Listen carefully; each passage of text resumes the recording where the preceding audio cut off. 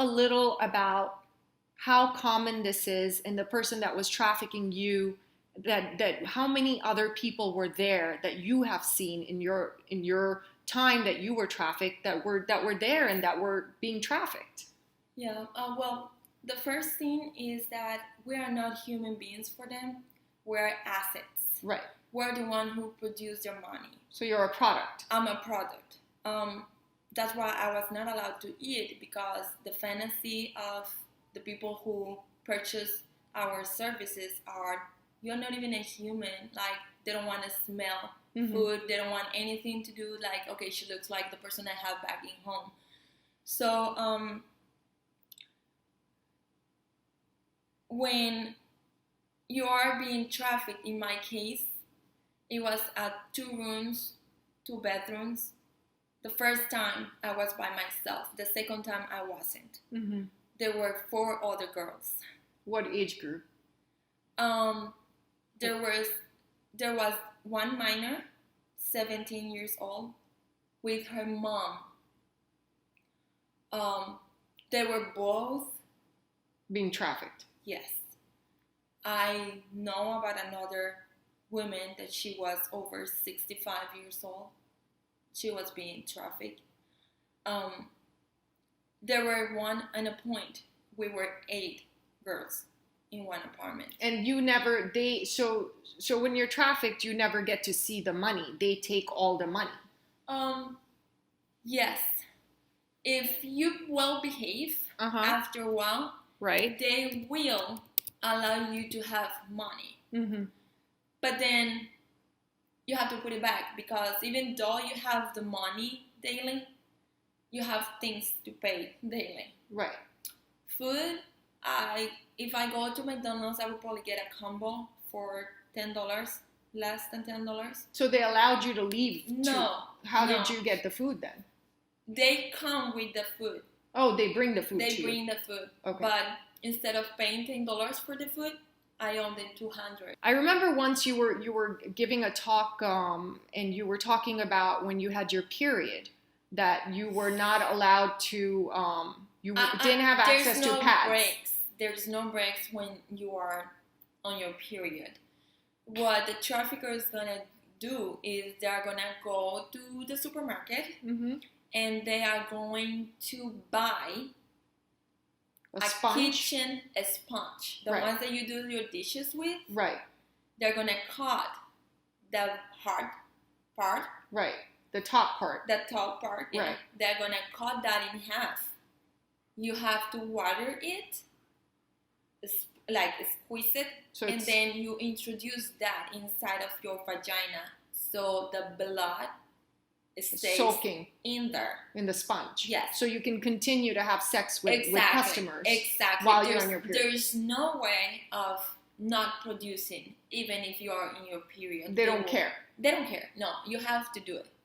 And if you are no, they will start texting the clients that they know that they don't mind a woman with the period. Unbelievable. Wow. Unbelievable. So at one point and this happened in an apartment building? It was a complex building. It was in Virginia. Mm-hmm.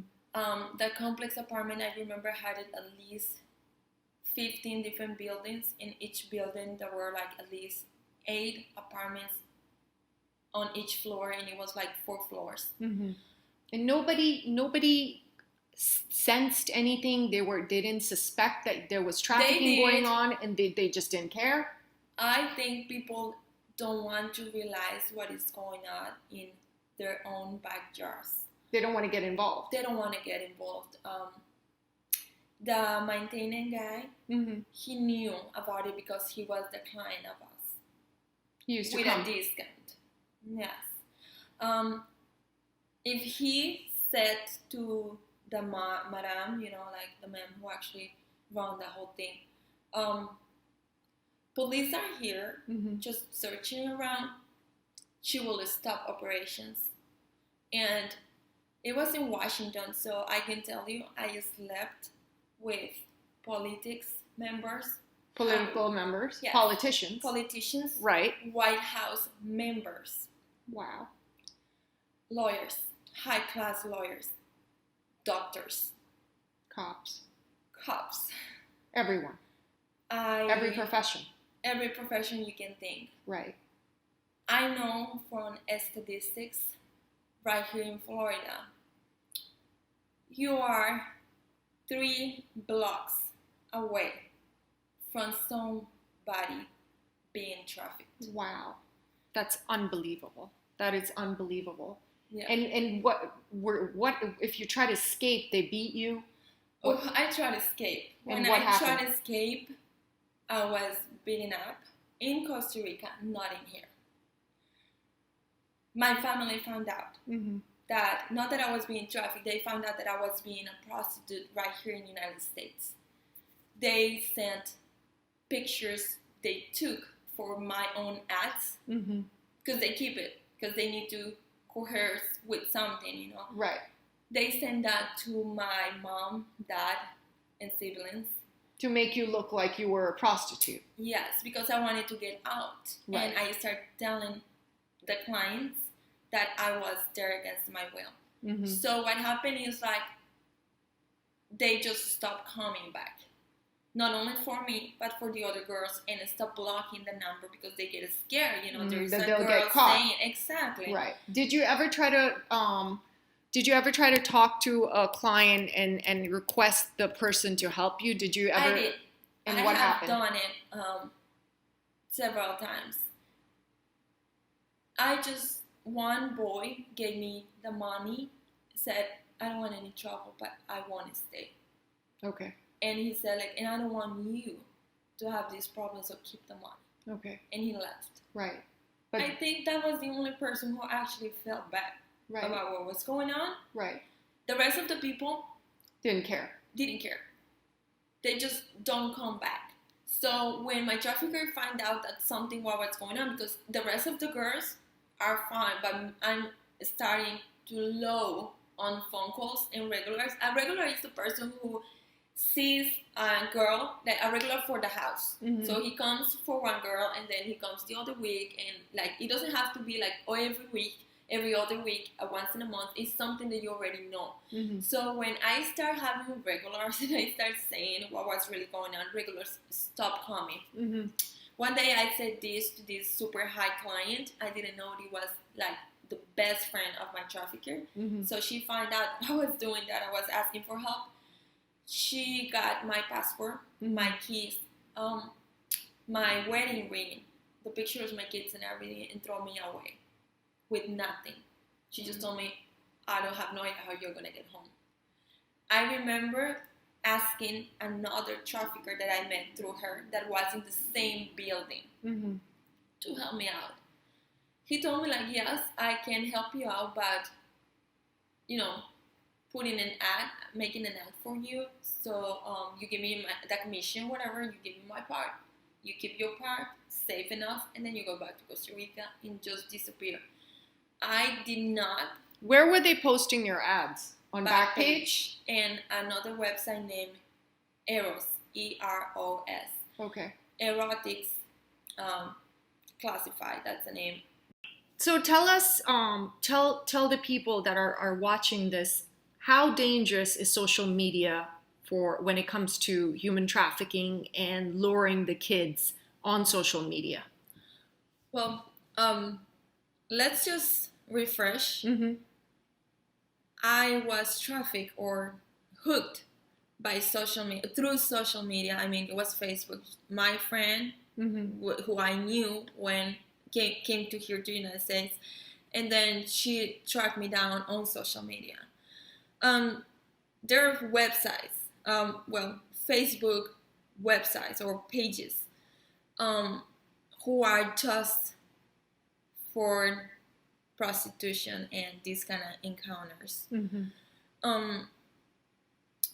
Someone's like they are very explicit. I mean, I have no idea how they're still in there and how people do not even do something about it because they're highly inappropriate to look highly, at. like Right. totally. It's a profile with some boobs in it, and then you go through all the photos, and there's nothing but albums of this model full with these photos, inappropriate, and then another one, and another one. So there's like all these files with different people, and it's obvious that and it's an really ad. that's like having a catalog, Right. you know, like just going like that, but a virtual one. And they have this on Facebook. They have this on Facebook, Instagram. Then they have the Twitter. Mm-hmm. They have a Twitter is the number 2 right now on social media. Social media are Facebook is number 1 problem. Then Snapchat is the second number like problem in it. Then what's the one that you slice on? Tinder? Tinder. Right. Tinder. There's more prostitution and trafficking in Tinder than anything else. Wow. Like, I remember one time I was just going through it to see how that works. I liked a person because of what she said. I was doing intentionally. It was a woman, I remember. You were trying to see. And I pretend I was a guy. Right. Okay? So I was clicking on that stuff what I thought it looks like. It didn't pass not even 10 minutes when she told me like, hey, you want to hook up? And I'm like, yes, I want to meet you, blah, blah. And she's like, yeah, it's $100 for half an hour. Wow. And I was like, bingo. I knew that was happening. I just wanted to confirm that. Mm-hmm. So it's like a virtual catalog. So parents that have young children, that are 11 or 12 or 13, these are young girls and boys that have Facebook accounts or Instagram accounts or Twitter accounts, they need to be monitoring and careful that because they don't know who their children are talking to on the other side. And anybody can make a profile. I mean, I can go and make a profile and just call myself, I don't know, Lucia or whatever, and then make a fantasy life of myself and just upload some cool pictures. So it's very easy to hide who I really am or to pretend to be somebody else. How do you really know your kids are actually talking to another teenager? So what do they do? So what do? They start talking to these children and they realize that one of, like, if the child is sad or is having a rough time at home, how do they lure them in? What's the tactic? Well, usually what is going on is on Facebook, you post photos of yourself. So they go through your data. Mm-hmm. What about you? Mm-hmm. The first thing they want to know is how many influencers you have or how many protectors you have. Right. That means good friends and family. Okay. How do they know? They go to what about this person and family members. Okay. If there's a lot of family members, they won't take that person. Mm-hmm. Okay? Because you don't want to deal with you don't want to deal with that one. And they also look if they have 5 siblings, their parents and some uncles and aunties. Okay, let's go to the profile and see how often they post and talk. Mm-hmm. Let me see the pictures. If it's only selfies, let me see what they said. Oh, I'm lonely. Like, ooh, I wish to have this bag, or one day I'm gonna. That's what they are looking. Or if a child is complaining about having a fight with their mom. If you're fighting with your parents, that's it. That is oh my God, they just send you a friendship. You will accept because kids want to be accepted and to fit in. They want attention. So this person is gonna start talking to them. Hey, hi, how are you? Wave you and a little bit like that. Then they start making a conversation with you. Once this person knows exactly what they need to know, which is what is your problem, because the teenager is gonna say like, oh, my mom did this, my dad is I cannot wait to get out of my house. Mm-hmm. Boom, that's it. They got you because they're gonna work in how to present your opportunity of independence. Once that kid said, okay, let me meet you, that's it. There's nothing you can do. That kid is going to be trafficked. They're done. So tell us how you were able to escape this life. Well, I was trafficked from December 2010 all the way to 2016. Okay. I have been trafficked in an apartment in Virginia. After that, in hotels in Tampa, Florida. After that, Jacksonville, South Carolina, North Carolina, Las Vegas, Nevada. Um, I have been in Fort Lauderdale. I have been in West Palm Beach. I have been so many places. I cannot even like. So they're driving you. The pimps are taking you from one place to another to basically sell you. Yes, that's what they're doing, and they prey on events. For example, the what's the name of this? The Super Bowl. Right. Right. Super Bowl is the number one For human event Right. for human trafficking. Right. Everybody wants to be on the Super Bowl, and people is coming obviously to party, a sport, a team, blah blah. Pimps, traffickers are thinking into money, where the money is. If everybody in different states are flying over one specific place, what are they looking for? They're looking for party, alcohol, a good time.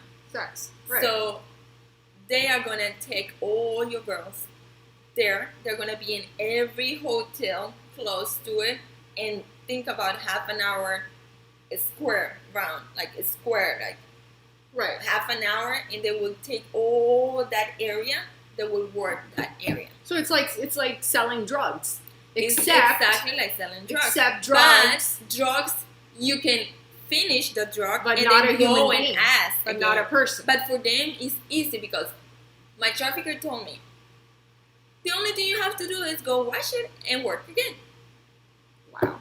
And it's not that simple. Every time that you're washing yourself, you're thinking how bad it was and that you have no choice but do it again.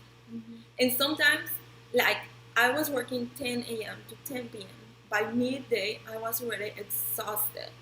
Hungry, I cannot eat. I can tell her I'm hungry, and she's like, yeah, me too. Like, but finish this and then we can eat. Were you allowed to use protection? Yes. In my case, because I know some other girls, they are not allowed to. Mm-hmm. My trafficker, they were 2 women. So she was always telling me to use protection. Mm-hmm. But if the client offered me money not to use protection, instead of saying no, I had to address this to her. So I was exposed on diseases, mm-hmm. There's no way to say no. I did it anyway. So, there's a reason why I was kicked out and everything. For me to get out of this took me like at least a year and a half of keep telling the clients, this is against my will. I really thought it was going to be just one time, and then I was like, no. I keep saying that. Imagine, year and a half, 10 to 10, 20 people, 30 people a day. I'm against my will. Please help me. Can you call the police? Please help me. I ran away. They got me like 3. They found you. They found me like 3 corners away, mm-hmm. 3 steps away, and I mean, it's not. They didn't put a gun in my head. They just showed me the photo of my kids. So they threatened you with the life of your children at the same time, right, through the window of my house.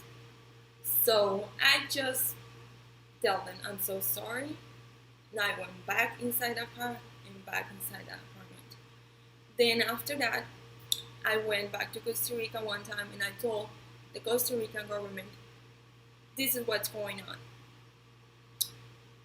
It was, in 2010, not such a thing of sex trafficking. Mm-hmm. Costa Rica, prostitution is legal. So this is what they told me. You don't have to lie to us if your conscience is not okay. It's illegal to be a prostitute. The only thing that you have to do is go to the health department, say that you want to be a prostitute, and they will issue positive granted prostitution, which says that you have no diseases, no HIV, and that you are good to go. Unbelievable. In that moment, I felt I was completely by myself. You had no one and nowhere to go for help. I I was told by my trafficker also, if you get arrested, Mm-hmm. understand this. Who is the one in the room? You or me? It was me. Who is the one the guy is coming to see? You or me? It's me. Is he giving the money to you or to me? And I was like, yeah, to me. So you are committing a crime and I'm here to protect you. Not me, it's you. Those words stuck on me for a long time. So they make you believe that you are a prostitute. You're not a human trafficking victim. You're not a sex trafficking victim. They brainwash you and they threaten you with your children's lives. And you see no way out. And they're also doing this to kids as young as 12 and 11. Exactly. Boys and girls. Exactly. What is the youngest age that you've seen in terms of human trafficking victims? 13. That's the youngest age. That I have seen with my eyes. 13 years old. But I have known cases on 11 and 12. Wow. The average age is 12 to 14. And still they are kids. They are kids. Right. So where do you see yourself now that you're out of this and you're being helped by our organization, No More Tears? We're helping you with your immigration and your counseling and your medical assistance. Where do you see yourself in your life? How do you want to, what do you want to do? Do you want to help human trafficking victims? What do you want to do with your life? Well, the process of, since human trafficking, like this crime gets you as soon as it hits you when you are a victim, for you to get out. Then after that, you have to work on yourself really, really bad. Mm-hmm. You just have become free of sex slavery. That's what it is. I couldn't say no. So you were a slave. Right. That's what you are. You are a slave that produce $300, $500, $600 an hour. So you're a slave. The same as like getting gold out of the rivers. Right. That kind of is slaves. Right. Like the ones that people imagine right there in South Africa. And like, no, that's going, like that's happening there, but it's also happening in here. Right. I have a struggle mentally. I lost my 2 kids until today. I do not talk to them, write, sending messages, because I am not sure if I'm out of the radar still. My main goal is, I wish I can do everything so nobody else, girl, boy, man, or women, has to experience what is being sold. No one should have a price in here. I was sold for $300. That's how much my friend got on her hand on the second day she came to visit and stay over. $300. I mean, what would you do if you find out your daughter or your sister was sold for $300? That's what a person makes, or a little bit more than a week. I mean, how can you buy somebody like that? That feeling just stay with me for a long time.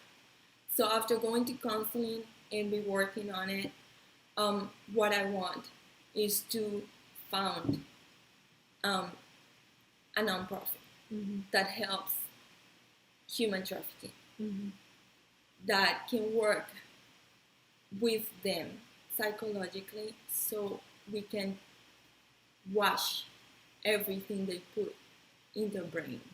Help them heal. Help them with healing, exactly. I also want to help educating the community, because this is something we see on the movies, but you don't have to tune up any movie. Just go to a park and stay there. I guarantee you, less than 2 hours, I can point, highlight traffickers in there. Wow. It's incredible, and they are bold. They are just going in plain sight. They hide with everybody because it's exactly like they don't use gold chains and all this stuff. No, they just camouflage as a regular citizen. Very plain person. Very plain person. My trafficker, no one thinks that she's a trafficker. Mm-hmm. She goes to church Mm-hmm. and pray and cry for people. Wow. And people think she's a saint. They have no idea who she is.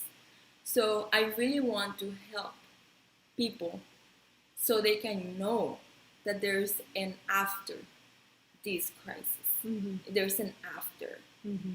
I'm a former prostitute, if you want to call it. I don't believe in prostitute that.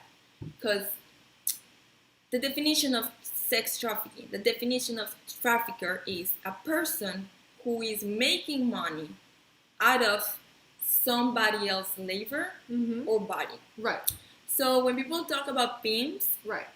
there's not such a real thing as a pimp. We should erase this from society. Mm-hmm. What a pimp does is expose a woman or a man Mm-hmm. to have sex. Mm-hmm. And the clients pay them directly or give the money to the girl. The girl cannot take any commission out of there. If she does that, they can cut that hand. Mm-hmm. So she goes and gives everything to that pimp. Mm-hmm. That's the definition of being a trafficker, receiving money out of something like that. Right. So there is no pimping, Mm-hmm. you know. There's that. It's a business. It's for a them. business. So they are traffickers. Mm-hmm. Period. Right. They want to be called pimp because maybe it's soft a little bit what they really are, Mm-hmm. but they're traffickers. And it's the fastest growing criminal enterprise in the world. It's bringing in $155 billion a year. $1 billion a year. I mean, like, just think about it. Every merchandise is being consumed, you know? Mm-hmm. People, the Coca-Cola produce Coca-Cola and they sell it a lot and they have to keep producing and they have to keep producing because we drink it. Mm-hmm. And then the bottle is empty, we want more, you know? With people, When you have an 11-year-old girl, can you imagine? She can go all the way to 21. and still 11, be that's trafficked. 10 years.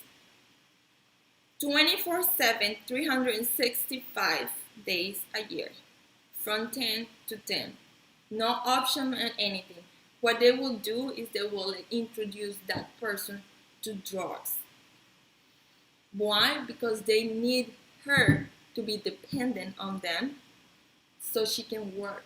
And For she it, waits keep for going her and next keep going. fix. Of course. Right. 'Cause she's And addicted. whenever she starts like getting rebel, like, no, this is not what I want, this is not what I want, I go, okay, let me give you this so you can calm down Mhm. and give her something stronger. Why I did it was because she told me that if I didn't come back or say anything to the police, my kids could suffer the consequences. Right. I have no idea consequences of what, Right. but I'm not. As a mom, Right. I was not going to gamble Right. that.